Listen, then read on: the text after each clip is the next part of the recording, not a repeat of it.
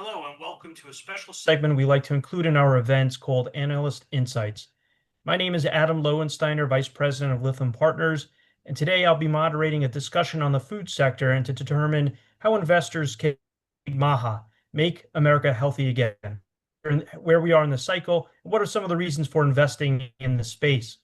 Joining us for this discussion is Mr. Mitch Pinheiro, Senior Vice President and Director of Fundamental Equity Research at Sturdivent and Company.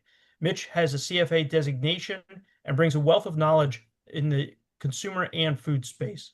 We're very excited to have him for this conversation. Hi, Mitch, and welcome. Hi, Adam. Thanks. Appreciate the opportunity to talk. Maybe to kick things off, can you tell us a little bit about your background and the industry that you cover? Yeah, I've been covering the consumer space since 1990, so a long time. Um, and I've been covering mostly food and beverage companies, but sort of leaned into the healthy living space, for the last dozen years. And so I cover everything from food and some beverage companies to nutritional supplement industry and even some of the natural and healthier retailers. But been doing that for a while, and um, sort of moving into the healthier area also gets me into the growthier space. So less value, more growth. So let's get right into the discussion. MAHA, Make America Healthy Again. Obviously, it's still very early on, but we're seeing some initial initiatives to remove certain ingredients from foods and the such. But eating healthy doesn't come cheap. How can food companies offer healthy foods at a reasonable price? Well, so first of all, food companies love their profit margins and protect them at all costs. And there's some times where you have the margins going, a little pressure on them, whether it's because of commodity costs or, you know, uh, whether it's energy or other input, labor costs, things like that. But they do eventually try to keep their margins. So in the case of Maha and maybe making ingredient changes or just general product changes, um, profit margins are still going to be like their number one focus. So it's I think you'll see slow and deliberate changes to product portfolios. Nothing too dramatic, though. There is no pun intended, but there is some low hanging fruit for these companies to make changes, like um, taking the artificial dyes out of foods. So, this is more of a consumer issue than it is a cost issue. That really the costs are negligible to do something like that.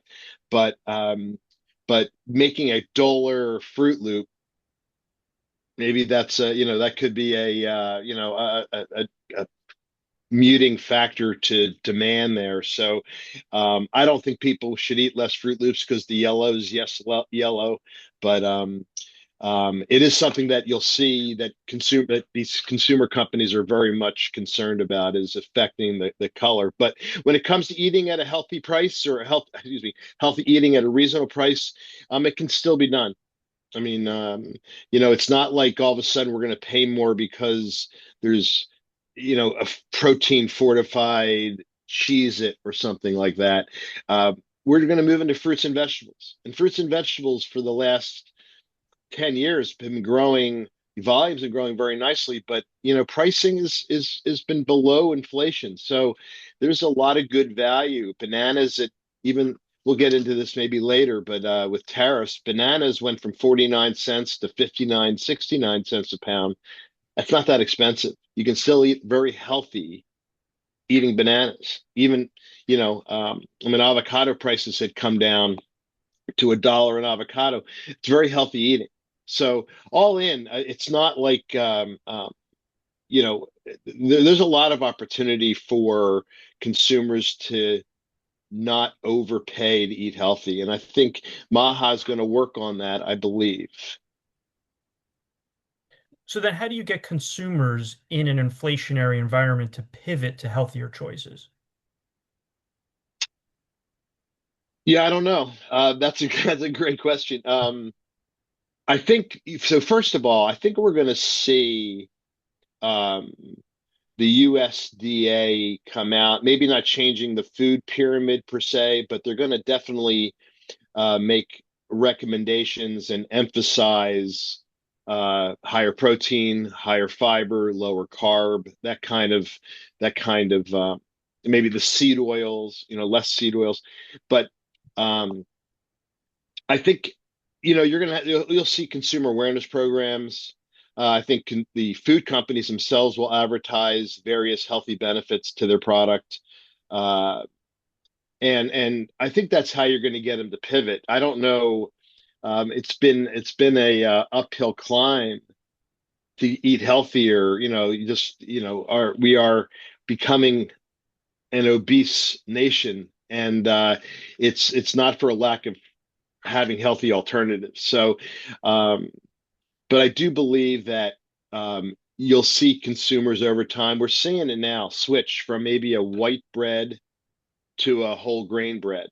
Hmm. And you'll see, higher fat proteins to leaner proteins. And I think what we're seeing that, and every snack bar, and they're all more fiber, less sugar, um, and so I think maybe it'll be forced upon us to some extent. Hmm. So I'll pivot back to inflation in a moment, but can we talk a little bit about geopolitics and tariffs? Um, while we're focused on Maha, the tariffs are also part of the same administration. How does an investor approach these headwinds, especially when it comes to the food industry? Essentially, aren't tariffs adding to cost of some things in the food industry? What do you hear? How are companies preparing for them? Well, so look, tariffs are very company specific because, uh, um, you know, I mean, there are no tariffs on wheat. There are no tariffs on soybean. There are no tariffs on corn. We produce most of our supply, domestically, and so that's a large input to some of these food costs. Um, but if you talk about, let me give you some examples. Like, so bananas and pineapples, they're coming from Central America, Costa Rica, Ecuador, Guatemala, primarily here to the U.S. markets, and there'll be about a 15% tariff. I think it was 10, it's 15. I'm not sure where it is at the moment, but it's somewhere in that area. And you're seeing the prices of bananas, of pineapples increase as a result. Specific sort of cost increases specific to tariff, and um, but as I said before, going from 49 cents to maybe 60, 69 cents a pound isn't a showstopper for the fruit buyer. It's very reasonable. And maybe bananas were underpriced before. Pineapples have gone up double digit in price, partly due to low supplies, but there's still that tariff increase. So that's being applied. And it will, I mean, there will be some inflation, but I just haven't seen anything yet that would suggest that you know, most of the companies are absorbing it where they can. A lot of these companies in the beverage space for, you know, their packaging, aluminum and things like that, um, would be affected, and they'll eat a lot of those costs, but they'll find productivity savings to offset it.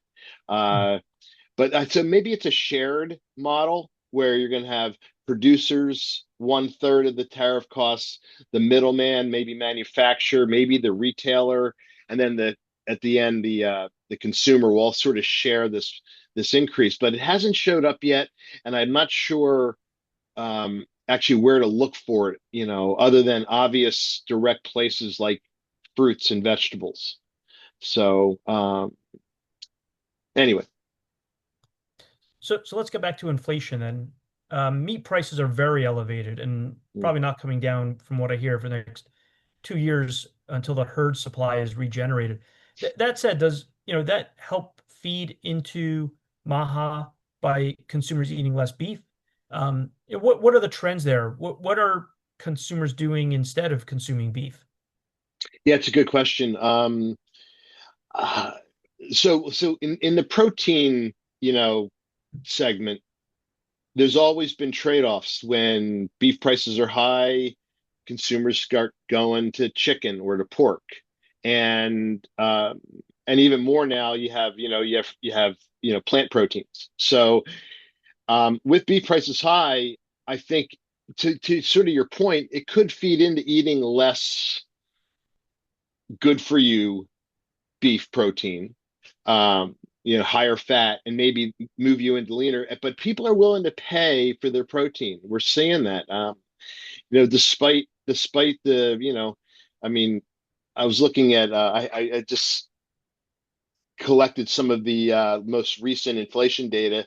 So ground beef's up roughly 20% over the last 2 years. That's a lot, but consumers are willing to eat maybe less of it, but still have it, and it's good protein. But you're switching to chicken, you're switching to pork, so it sort of takes the pressure off of beef, and we'll never stop eating beef here. But I do believe it'll force, so it'll have a change in consumption, and to the negative for sure with prices as high.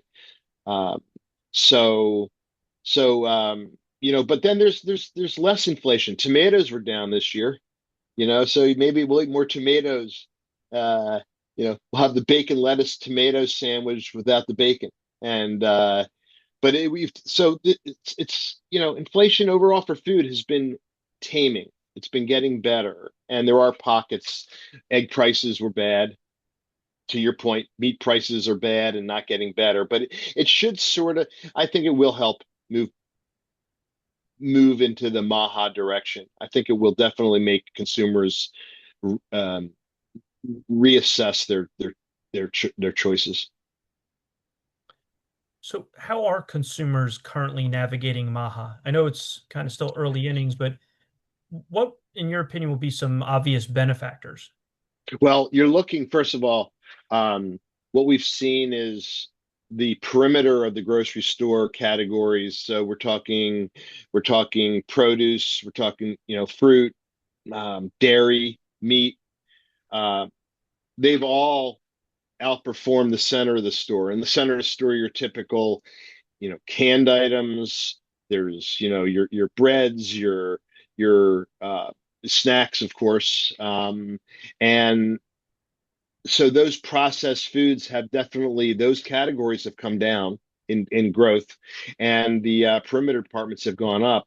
So as far as like obvious benefits, I think if you're a fruit vegetable producer, I think that's a good place to be. It's a very volatile business, but over time we believe consumers are going to choose more healthy eating versus less healthy eating, and fruits and vegetables are at the core of healthy eating. So I think that's an area to focus on. I do think the protein companies are excellent choices. I know there's some cost issues right now because of the input cost of beef, but overall, I think that's a great place to be invested, and the values are quite low, partly because of the volatility. Public company investors don't like volatility; they like steady growth, and you don't get that out of you get surprises out of the protein and fruit and produce companies. But I think that's where you have to focus. I still think we'll eat snacks, and we're moving to healthier snacks, and the healthier snacks tend to be